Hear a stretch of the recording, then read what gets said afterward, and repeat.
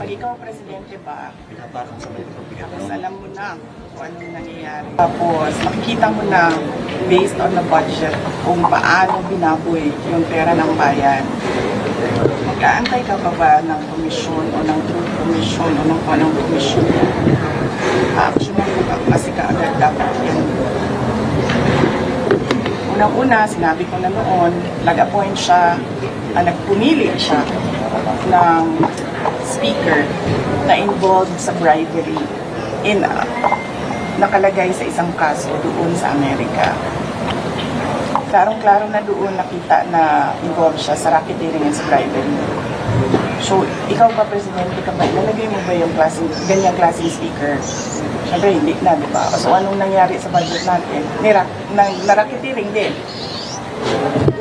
yung budget natin.